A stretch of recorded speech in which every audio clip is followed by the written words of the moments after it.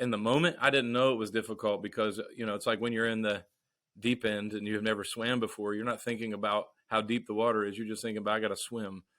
And I think at that point, I was just trying to swim.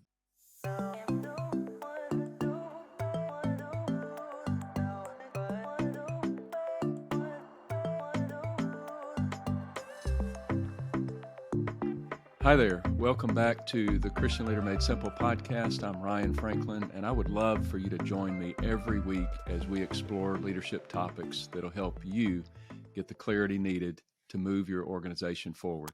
You can hit the subscribe button and the bell to get notified as soon as I post a new session. And before we get started, I do want to mention that I have a great product called the Christian Leader Blueprint. It's a solid model for leadership development to help you establish a better rhythm of life, to see yourself more clearly, to leverage your strengths, and build more productive relationships.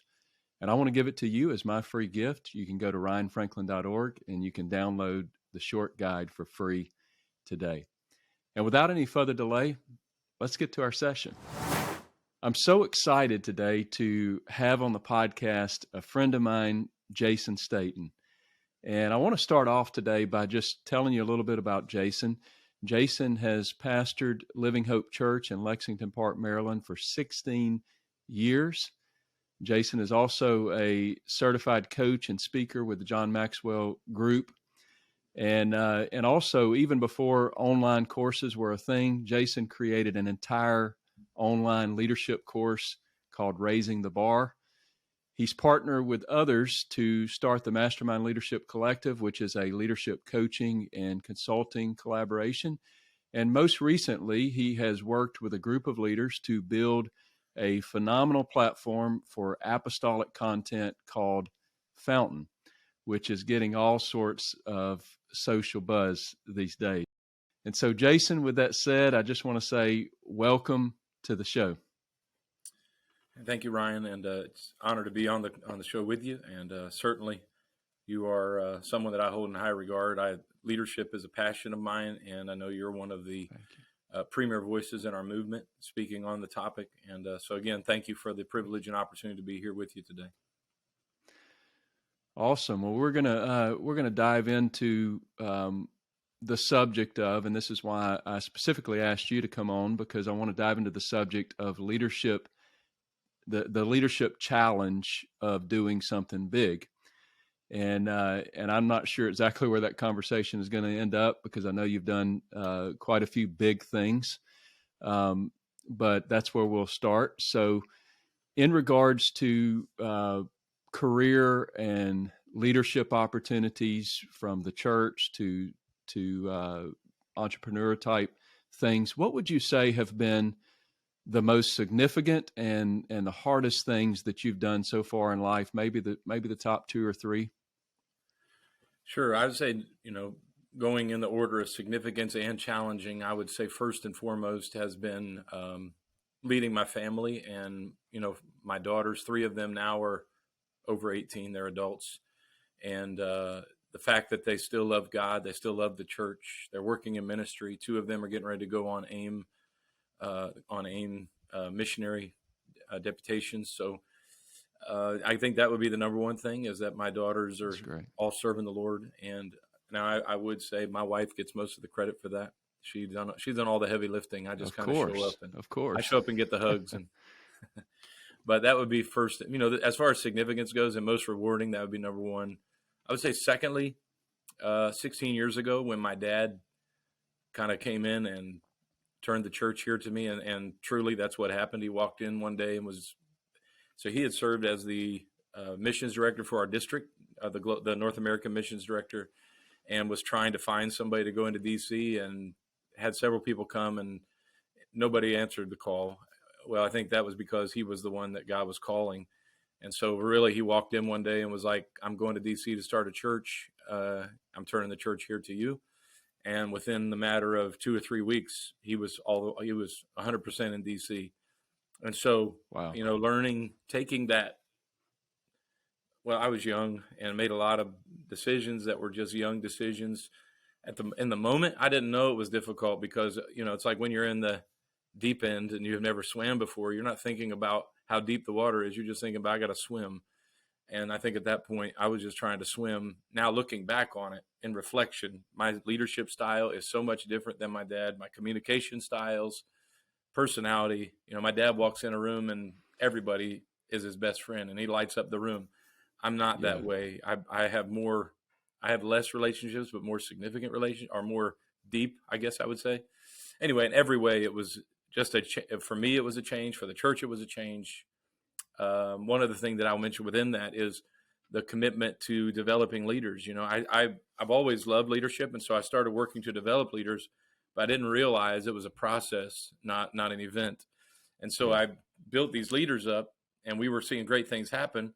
But then, as should happen, some of those leaders started leaving to take churches or various reasons. Well, then I noticed that we didn't have there wasn't a bench. We did not develop a pipeline. And so now there was a void.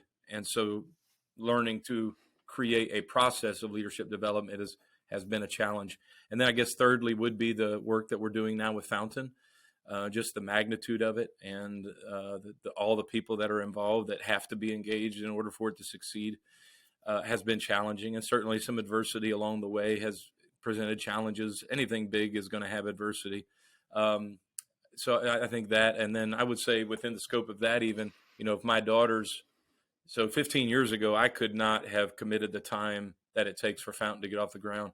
But because my daughters are older now and they don't require as much, devoted attention, I'm able to do it. So timing has played a big part in that. But I would say in that order have been the most challenging and significant undertakings as a leader. Yeah. It sounds like very challenging things that I would say that a lot of people within the audience would be juggling, possibly. A busy family, large family, and then you're pastoring a church that I know from experience takes a tremendous amount of time and effort to do, and then you're starting, Fowntn, or you have started Fowntn on the side, and has required a lot of your time as well. And so juggling all of that is quite a massive thing, because you're not just finishing one and moving to the next one. It's really all at one time. Absolutely. All of these things. So for Fowntn in particular, you and I have talked on occasion about how difficult it's been for you and your team to get Fowntn off the ground. It's been very challenging. It's been lots of ups and downs. And can you share with us some of the difficulties that you've gone through from a practical standpoint, from a personal perspective? Maybe some things that have surfaced within your family, but also some things that have surfaced within you personally. Can you speak to that a little bit? Sure. I think probably one of the main things is, from the number of people. So Fowntn, the name Fowntn, really, we chose that the owners and founders of Fowntn chose that because we wanted it to convey it's all of these different resources coming from very different, you got music and leadership and all kinds of stuff, all coming out of one. Can I pause you just for a second? You're doing it, but I just want to say, before we get to that particular question I just asked, can you tell us about Fowntn? Yeah. So Fowntn, and by the way, it's not spelled the way you would think it is. And that part of that, it's Fowntn, and I would love to give you some cool story. Basically, the rightspelling.com was already taken. So we went with but I think it works to our advantage because it is a little different. So people are intrigued right off. It's creative. Yeah. Unintentionally creative. That's most of my life. Anything creative is unintentional. However, so I created that leadership course, Raising the Bar, started trying to market it, which it was my personal, I was the only person really. I had my sister-in-law was helping with marketing, and my wife was kind of helping me with the administrative stuff. But other than that, I was the face of it. I was the voice of it. And so when I started marketing it really, I was marketing myself. which I don't think the Apostolic Church is really comfortable with that. I think it comes across, and it's self-promotion, I guess, at the end of the day, but it wasn't my It's intention. It was a product that I truly believe could help people. it's tough.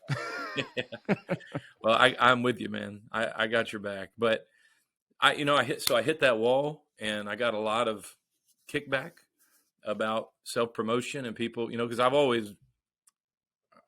don't ever want to, in my preaching and in the ministries of preaching, and I don't ever want to do things that are for the purpose of me trying to create a room for myself. I don't want to sell, repost something just so somebody will invite me to come to their church. I don't want to, Yeah. I've never been a fan of posting like, hey, I'm on an airplane getting ready to go preach for this person. If people do that, that's up to them. It's not been me. And my friends knew that. Well, then here I am promoting this course that I've created, and they're all like, man, have you lost your mind? What's going on? Are you back? Are you going some other way?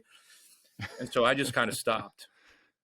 And it was devastating to me, not just because of the finances I had put into developing that course, but I truly knew that God had given me that to help people. And yet I couldn't, because there wasn't a place that I could just put it out there and say, here's a product to help people. And so that started a conversation with another friend, Nate Whitley, who was kind of going through similar things, had written some books and was trying to promote those, having trouble finding the audience. And so we started having conversations. There's some other factors, but for the sake of our podcast today, that kind of led us to the point of getting into conversation that led to developing a platform where apostolic resources, whether that's music, my wife has a cooking show on there. There's some excerpts from like a golf show that's on there. We've got others that are planning to join that are all just variety, but we have so much potential, so much ability within the apostolic community.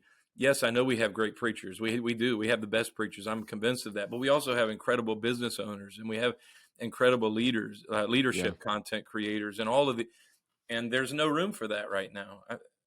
I shouldn't say that. There's no place where people can be made aware of that. Yeah. You can go out there and find it on Instagram, and that's like finding a needle in a haystack. You got to accidentally find it. So we wanted to create a place where when people want to find apostolic resources, they can come to this one place. And then out of that, we also are working to compensate our apostolic creators. And, right now where we're at, there probably none of them are retiring from their full-time jobs. But, as we grow, our vision is that we will bless apostolic creators as well. So that's kind of what Fowntn is. Okay. You want me to segue back into now? Yeah. Okay. Let's go back into the challenges that you may have faced during those times. So the vision of Fowntn is, you've got all of these creators putting their content in one place, reaching a large audience, and then out of the subscriptions that come in from that large audience, then you give financially back to all these creators. Well, so I had to go one by one to probably 40 different influential people within our movement and cast vision to each one of them in a way that they would be time and energy. Yeah. And you're saying every one of them, I'm selling them on 100% of vision. There's no finance in it for you right now, but there's potential that it could, and even more so, I'm not really selling them on the financial compensation. I'm selling them on the vision of reaching people.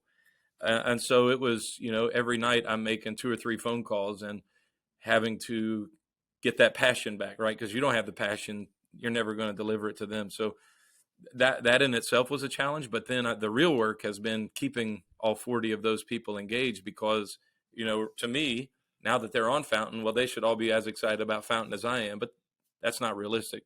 What's realistic is now their number one priority is their album that they're working on creating and all these other things. So trying to bring them back at key moments when we need them in order for Fowntn to succeed, it's a lot. Herding cats is kind of the mindset I have when I'm trying to do those things. And then obviously, and with all that, you also have to continue to think of creative strategies. What are some new things that we can do so that, because it isn't just our contributors, there's also subscribers out there that you have to appeal to. And also once they're on the site, you got to keep fresh content coming. So it's just it's a challenge. Herding cats. That sounds Yeah.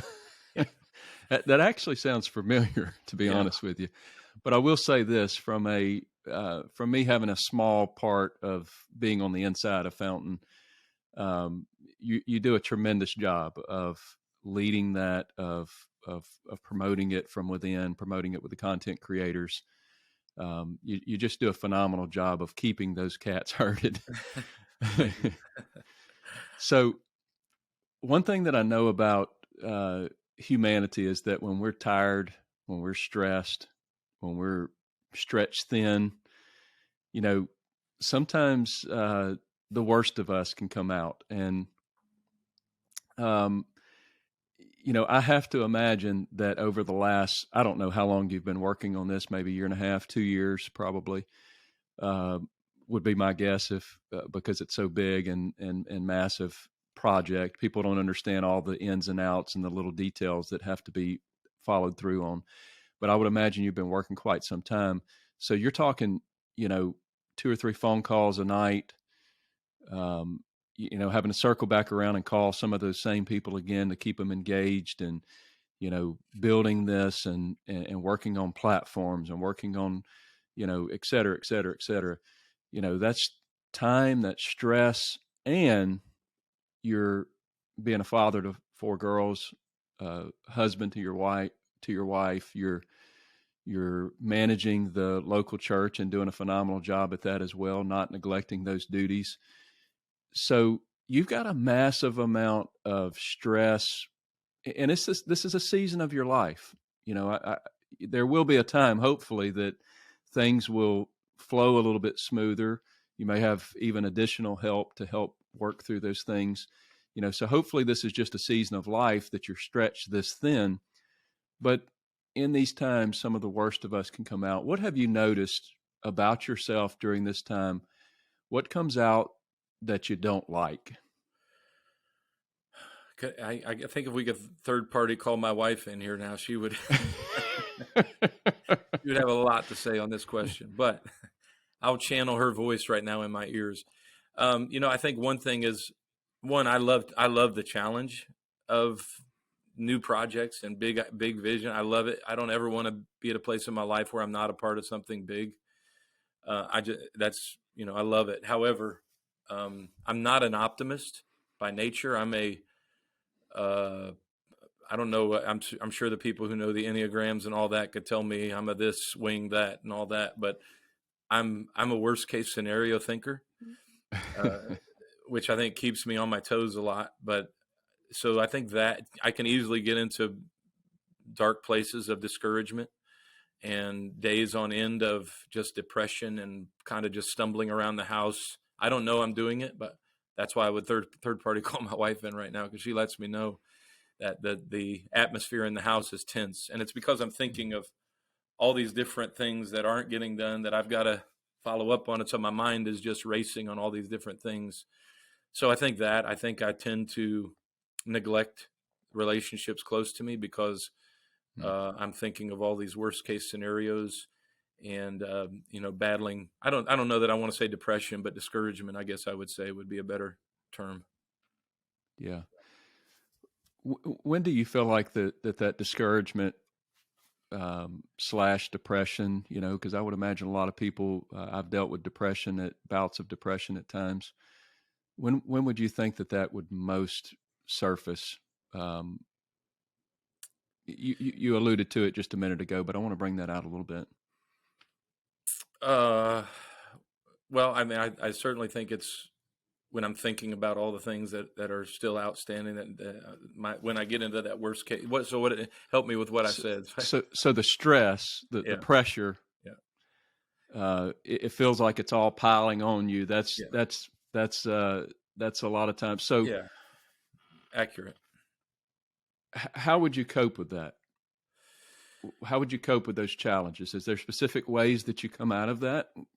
Maybe you're not even fully aware of it, and your wife comes to you and says, "Hey, Jason, you're in this funk." Yeah. How do you come out of that? Well, I'll say, I think think you probably said something there that maybe I didn't fully realize. I think doing what you do so well, you heard different things I said and kind of pieced it together into a summary. But I think it's, a lot of this, I realize that if I don't do it, it's not going to get done.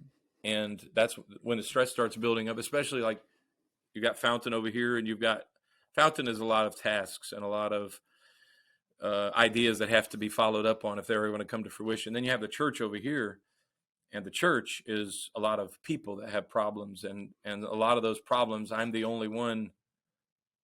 I'm not putting myself in the place of God, but I'm their reference point for who's going to fix this problem. And Right. so the weight of that I've got all these different things that are waiting on me. How do I cope with that? I think one, for me, getting away out of town, even just for a night, like Williamsburg, Virginia is about a 3-hour drive from here. The rest of my family isn't really a big fan of Williamsburg, but there's something therapeutic for me just about going to Williamsburg for a night. It's an old recreation of a colonial, back, a time when life was probably simpler. And so just getting over there for a night, for 24 hours, and I feel the weight lift off of me. I go to the gym. So I try not, to get, go ahead. so not in reference to that, not like detaching and not being available to anybody, but healthily making a decision to kind of break away for 24 hours. Yeah. Kind of get your mind wrapped around what you need to get done, maybe even get a few things done. So that kind of releases and so that sort of brings that level of anxiety and stress down in your life.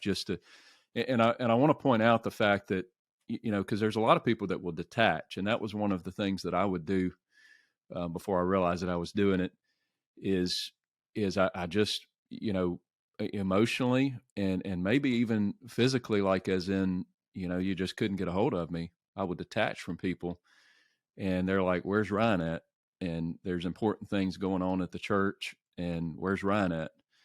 And so I would just completely detach in an unhealthy way until I realized that was one of my coping mechanisms. And now I can withdraw and healthily detach. I can let people know where I'm at. I can let them know how to get a hold of them if it's an emergency or whatever, but it's more of a healthy withdraw and refuel because I'm an introvert at heart. Is that kind of what I'm hearing from the 24-hour deal away? I think so. I think I'm, even to a point, even when we're on vacation and I need to detach, I tend to stay and communicate. My wife would love to chime in right now, but I don't think I detach, but I think just getting away where, I don't know, it's just, I probably could sit down with somebody that could help me figure out why it does that for me, but it's just therapeutic for me just to be out of town for 24 hours in a different setting. Again, it's something about Williamsburg. I don't know if it's the spirit of the colonial day, and I don't know what it is, but yeah, it's not detaching. It is more of a withdrawal. Yeah. What else would help you cope with those things? Yeah, I go to the gym. I try to get in the gym, 3 or 4 times a week. Physical exercise. Yeah, physical exercise. Also, just a date night with my wife. I think one thing that helps me is talking. When I could sit down and talk to somebody, absolutely, they don't have to have answers for me. It just needs somebody to hear. If I've got all of these ideas rattling around in my head, hey, we're going to do this. A few weeks ago, months ago, we had this idea of doing a Christmas special, which I know has already happened. But in my mind, I'm thinking all these different things. We need to do this. We need to do this. But when I could sit down with my wife and just get it all out there, it helped to take the stress off when I talked about it. Yeah. And so is there other people in your life as well? You mentioned Nate Whitley. Is there any others, and you don't have to name who, but Sure. Do you resource from them as well to kind of, those that are closest to you, that you trust the most, to kind of be vulnerable with, and just kind of, in some cases even, just regurgitate just stuff just to get it off your chest and kind of release some of that anxiety? Do you find yourself using relationships in that way too? Yeah, my wife is she gets probably most of the the Yeah. regurgitation. My dad is, outside of my wife, my dad's probably my best friend. So, hmm he's somebody I can safely talk to. He's not going to condemn me, and he'll generally encourage me. Jason Huckabee is another one of my very close friends that I can talk to about things. God's blessed me with some really, really good friends. There's only a few of them that I would feel, I think a lot of them I'd feel safe with, but only a few of them that I would feel like um, I wouldn't be bothering them with dumping all of this on them. Yeah. And that's a good word for it, dumping, because reality is, Jason, sometimes we just need to dump. And there's so much value when we can dump something and somebody just contain it. Sometimes we miss the value of that. Even as pastors, having people dump on us at times and us not having an answer for them, yet we're just there listening. We're containing what they're saying, and that is a relational containment is a relational nutrient that is so powerful. Sometimes we miss the power of how that can reduce anxiety and stress in a person's life, and it's a pretty powerful thing. Before we move on to the next question, anything else there that helps you cope? Maybe a significant thing that would help you cope? I like food, so food and coffee are always always help. I'm there with you on that. Both of those things, and I just want to mention, and sometimes this is such a given that we don't even think about this, but devotion, our Yes. devotion with the Lord. Sometimes we can dump on the Lord, and He's there, and He wants to contain it. Absolutely. But sometimes that's a given, and I know you, and I know that would be a given for you. Yet there's probably people listening that don't have an adequate daily devotion, and that's a huge. I think one of the things that we had kind of stated before in talking about what we were going to talk about today is that to maintain that kind of that healthy rhythm. Devotion is certainly one thing and maybe you can help me offline, Ryan, with this, but one thing I've always wanted to establish is a strong morning routine. Like, you get up at this time, you do this Absolutely. at this time, and this at that time. And I've gotten close a few times. I do, I'm probably I'm not pre-trib or post-trib, mid-trib. I'm a mid early morning riser, probably 6 o'clock, 6:30. But I've tried to get into routines of, I'm going to wake up and then I'm going to go sit down. I'm going to read the Bible from this minute to this. And when I get outside of that routine, which is often, it's almost like it gives the enemy a weapon that, hey, you still read your Bible, but it wasn't from 6:15 to 6:30, or from, and you didn't pray from 6:30 to 7 o'clock. You did it. Does that make sense? So anyway, trying to establish that morning routine is something I'm still chasing. But absolutely, morning devotion is a key. Yeah, and I'm glad you mentioned routine, because there's something significant about having things that you can wake up and do and not think about. It's automatic, it's things that are important to your day, that if it's a routine, you get up and you do it. And a lot of times, seasons change. Your girls are older now. You're not having to run them to school, I would imagine, every morning like I'm having to do now. And as my kids change schools, I'm having to shift my routines and things of that nature, depending on what the need is. So that routines change, yet I'm always looking for that good routine that I can, even if I have to shift it, even if I have to take something out of it for a season and then maybe put it back in later. It's important to do those things that would be automatic. And if it's really important to my day, I want it to be in every day, and I want it to be automatic. And so I don't have to think about it. It gets done. I feel good about myself. I've got significant things done in the first part of my day is when I choose to do a routine. And that's an important stress reducer when you're really wanting to do something big. Yeah, for sure. So kind of transition into to a healthy rhythm of life. And, obviously routine is part of that, but what do you do, Jason, and I think there's going to be some overlap in this question, but what do you do to maintain a healthy rhythm of life, even when you have, like for instance, three big things in your life, and I'm sure there's others even, but three big things in your life going on all at the same time, starting Fowntn, pastoring a thriving church and doing a great job at that, still investing in your girls and your wife. How do you balance all that? How do you have a good rhythm of life in the middle of all of that? I think priorities help me a lot. I think I'm very much, I believe family is my number one priority, obviously outside of my personal relationship with God. So one thing that I have thankfully have established is, I use the Michael Hyatt's planner, full focus planner, and Yeah. try, as I generally do, sit down like on a Sunday evening and go through my week upcoming, and I'll schedule in time that I'm going to spend with my daughters, and I'll schedule in those relationship times first. So that helps me kind of protect that time.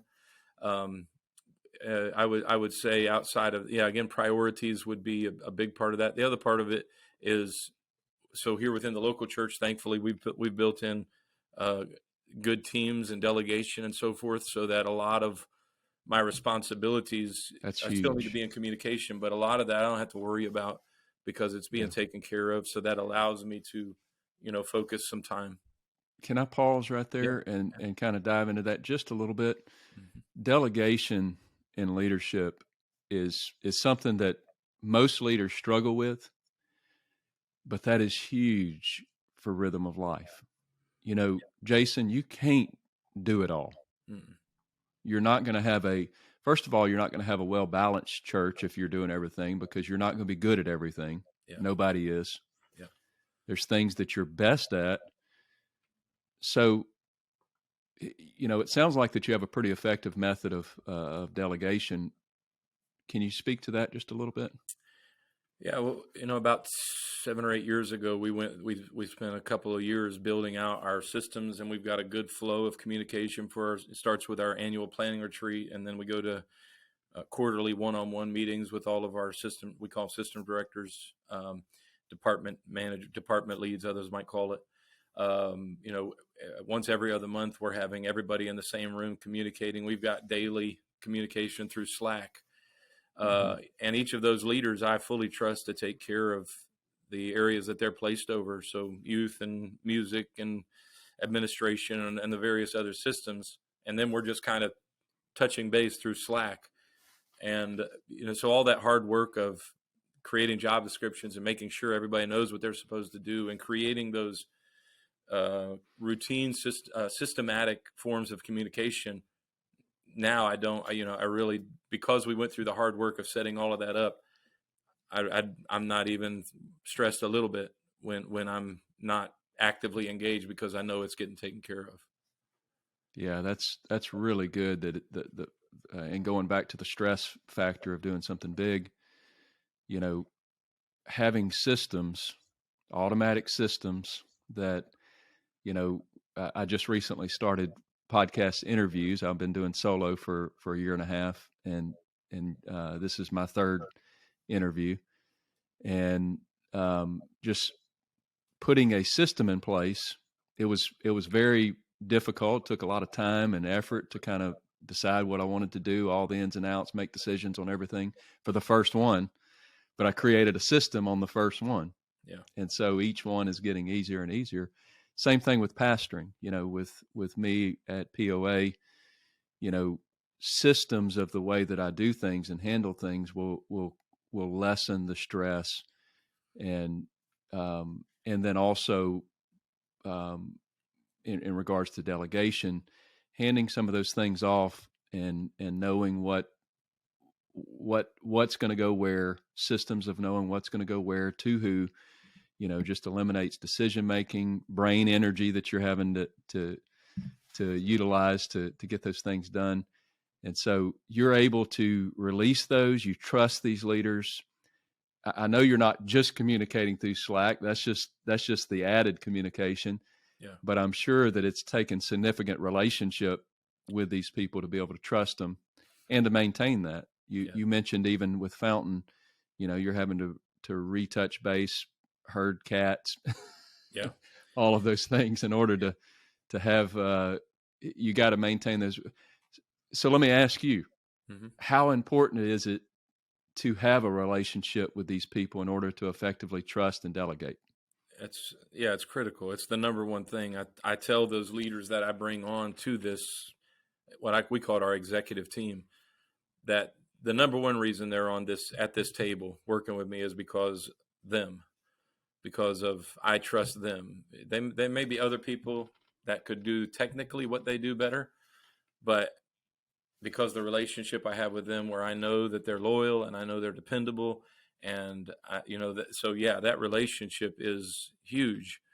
In fact, I would say probably everything that I've been successful at, in whatever the way I would measure it as being successful, Fowntn, whatever, has been because of relationship. Without that, I don't even know technology. So Fowntn is a huge learning curve for me when it comes to technology. One thing I do know is relationship. And so that's been the key for me, is building relationships with people. And then I can't expect them to be loyal if I'm not loyal. So being loyal and being dependable is very important to me. And so, I think saying what or doing what you say you're going to do, following through on things. Yeah, absolutely. Yeah. And my experience with you has been absolutely that you follow through on things, and that makes a huge difference in relationships. So one more thing on rhythm of life, maintaining margin. When you're doing something big, sometimes there's no margin, but really that's an important part of rhythm of life. So tell me how you negotiate that. Is that, busy seasons and then you come back to margin? How does that look like in your life? Well, let me have you get a little bit clearer on what your definition of margin is, because I've read, different people have different definitions. So I answer that clearly. Let me give me a little more clarity on what your definition of margin would be. I would say you can look at it from two different perspectives, and I'm glad you asked that, because there is two different perspectives. I think one is energy. Do you have any energy left at the end of your day? For your family or whatever's needed, or the end of your week for your family or for you personally. So energy, I think, is even a bigger factor than time. Time is the second one. We all need some space, some time in our schedule, but I think that really points to energy. Yeah. So from that perspective, I think when you're doing something big, I think, and this might seem like a strange analogy, but my daughter has a hybrid car, and so it's like half run off of gasoline and half electricity. Well, when that car is running, it's automatically rejuvenating itself. And I think, Fowntn, because I see the big picture of what it's going to accomplish, and I'm starting to see some of that come to fruition. It's like, yeah, I'm busy and I'm doing a lot, but man, I'm instead of wearing me out, I'm getting more energy. Now, the other part of that is, so let's look at from the pastoring standpoint and all of the people who have these, just stuff that happens in a church, right? You got people that are offended, and you got, people that are mad at each other, and people that are mad at you. Those kind of things just drain the life out of me. We don't have those kind of things at POA. So I'd heard that POA was free of those things, but yes. Now that you've confirmed that. But here in Maryland, we have that from time to time, and those things wear me out. And so those are the things I have to be intentional about, which wraps back into some of the things we talked about earlier. I've got to get away to Williamsburg once a month. I've got to get in the gym 3 or 4 days a week. I've got to get on the phone with a friend and dump, or talk to him, talk through some things, because those things will drain my spirit to where I got nothing left. So, and then I think just another, from a time margin, you're working on Fowntn stuff, you're working on the day-to-day tasks, and then you still, every Sunday is still coming, and you still have to preach, and you still have to Right. teach. Right. So finding those margins to me are the bigger challenges of, okay, how do I, because Fowntn doesn't, right now where it's at, I can't just, it's never ending. It's always a phone call. It's always somebody calling me or me calling someone or an email, so trying to create those spaces of margin for my time has certainly been challenging. And I'm still learning that one. Sometimes it's getting up at 3 a.m. and finishing on a Sunday to finish that sermon. All week long, you're kind of putting pieces together, but finalizing it. Yeah. Yeah. Very good. So, Jason, you've been working on Fowntn for several years now, yet it just recently launched. Mm-hmm. What month did it launch? August. Was it August? Okay, Yeah. so it's been a little bit, but it's still less than 6 months. Yeah. There's still several years of building to go. You got more vision of what it will become in the future from our private conversations. I know that. Yeah. So, gleaning from your 16 years of pastoring a church, that hard thing that you took on 16 years ago, how do you stay motivated for the long haul? How do you do something big like this, like Fowntn, for many years and not burn out, after it launches, a few months after it launches? You've been working on it for 2 years. How do you not burn out and quit doing it? How do you stay with it for 16 years? Well, I think part of it so now where I'm at with pastoring this church, I think I've realized I'm kind of in a different season now. I think I'm starting to enter into a season where I'm starting to train the next season of leaders. So I'm not saying that I know I'm leaving here, and I don't know that. All I do know is I'm starting to train my replacements. Who that will be, I don't know yet. But I'm not in that season any longer of trying to establish things and create things. Now I'm in a season of developing the team that's going to replace me. So I think it's kind of a shift there that's maybe re-energized me now, because I realize now I'm kind of working on legacy, not my legacy, but the legacy of this church, making sure that continues on. As far as Fowntn, it's been right at 3 years since we first started working on it. And I think what keeps me energized with Fowntn is seeing it's such a big opportunity that it's almost still a mystery to me what it's going to be. And so every day, it's like a blank canvas that we're writing on, because it's never been what we're doing. At least within the apostolic community, hasn't been done. So there's no template we can point to. So, we're kind of trailblazing. And so that's exciting. It is a lot of work, but it's exciting. And I think the amount of amazing, incredible people that I get to be in communication. I mean, you're part of that team, and so many other talented, amazing people that are truly shaping the apostolic church in this hour and moving it forward. I get to, on a daily basis, I get to be in conversation with those people. So yeah, that part of it keeps me, certainly I don't feel any burnout with Fowntn. I wouldn't say that. With pastoring, I've had to, I think when I didn't realize I was entering into a new season and there were just things internally in me that I was fighting, I probably fought some burnout. But now that I realize I'm kind of in a different season, it's given me new purpose. Yeah. And so to me, that's a huge factor right there that you just said, purpose. How important is it to keep a vision for the future? And let's go to the church. Mm-hmm. To keep a vision, you said you experienced some burnout, and I don't know of any pastor that hasn't at some point.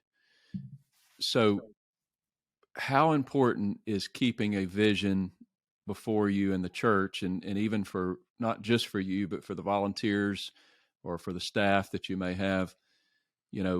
How important is it to keep that vision, and how do you keep that vision before people, fresh and new? And speak to that a little bit, if you don't mind. I know the scripture, where there's no vision, people perish, and that's a cliche, but that's, to me, it's a foundational passage. It's a principle of life. if you don't have purpose, you may still be breathing, but you're dying. Yeah. You're existing. You're not living. And I think for me personally, if I lose purpose, it's just burnout has already kicked in once you lose purpose. So as far as our church goes with vision, I think, like I said, once a year we cast a new vision, which I know we're not the only church that does that. But to me, that's integral, important to continually be. And obviously the vision that you're casting every year is within the scope of, a mission that your church is engaged in. But I think continually bringing that in front of the church. And one thing for me, and like about a year ago, our assistant pastor took a church in Wisconsin. So he's pastoring now.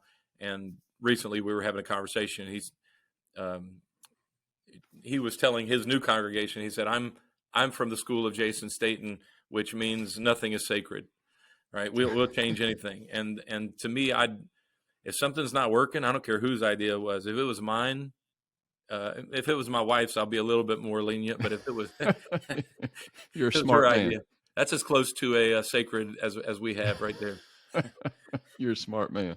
But outside of that, if we were trying something now I'm not going to like a week later cancel it, but if we've been doing it for 6 months and it's not fruitful, I'm getting rid of it, because to me, those things drain purpose. When you keep doing things it may seem like a great idea, but if it's not producing any fruit, I'm not going to do it, because that ends up being just a purpose drain.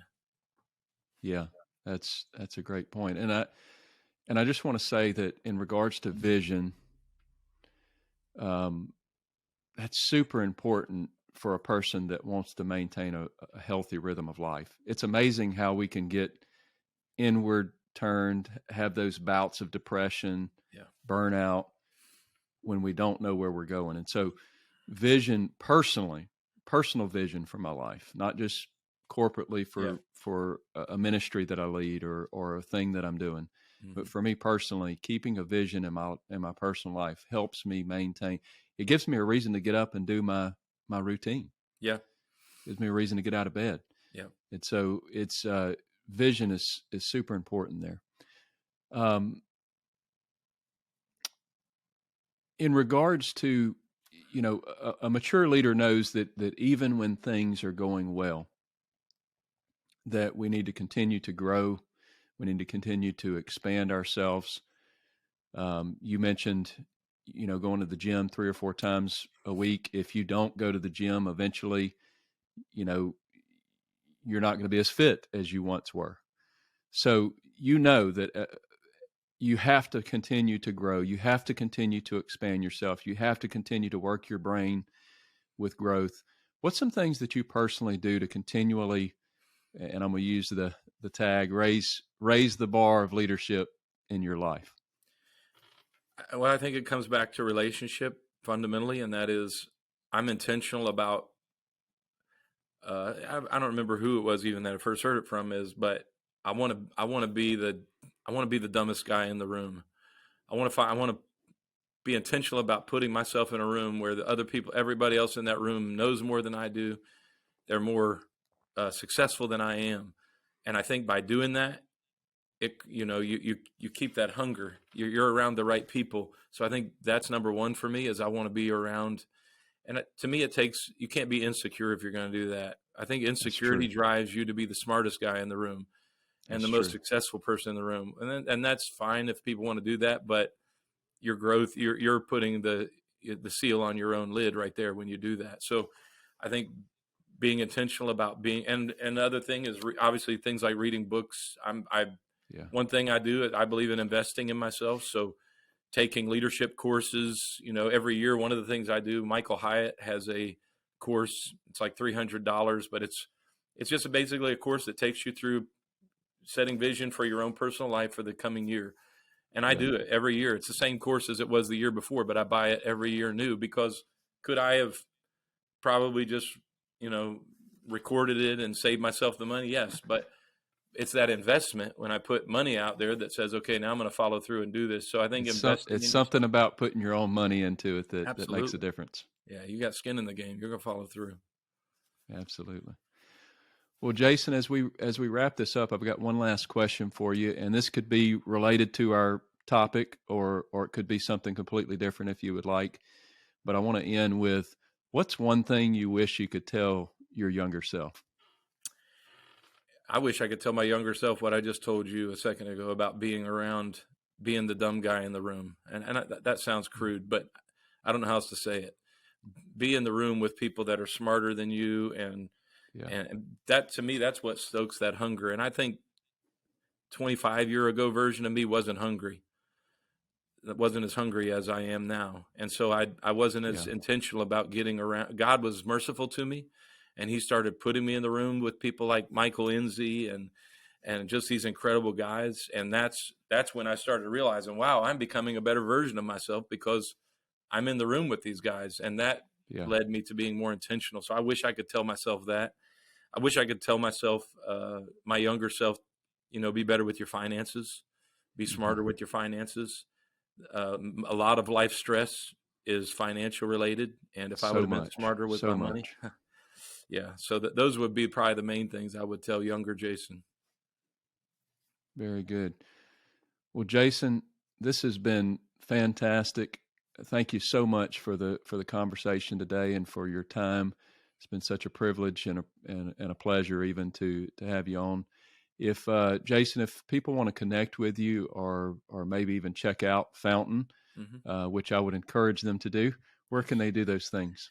Yeah, so I'm on Instagram at Jason R. Staten. That's all one word. On Instagram, Facebook is just Jason Staten. Fowntn, again, like I said, is Fowntn. You can sign up through our website, fowntn.com, or you can download it on the app, Apple App Store or the Android. I think it's a Google Play Store. You can download and sign up right there. Right now, we do have a free 7-day trial, so you can get on there and check it out. Most of my leadership stuff that I'm doing, like Raising the Bar, is available on the app right now. There's another great leadership guru I know, Ryan Franklin. He's got a lot of stuff on there as well. I did not realize Raising the Bar was on there. Yeah. I'll definitely check that out. Yep. I started releasing it on there, so they drop one new episode every week. Awesome. I'll definitely check that out. Well, thank you so much, and I would encourage all of our listeners to go and check out Fowntn and follow Jason on Instagram. Also on Instagram, is it Fowntn Official? Yes, Fowntn Official. FOWNTN official. I'll put links to these things in the show notes. And be sure to subscribe wherever you listen to podcast, or you can catch it on YouTube.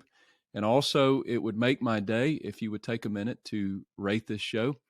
My name is Ryan Franklin. Thank you so much for listening to the Christian Leader Made Simple podcast.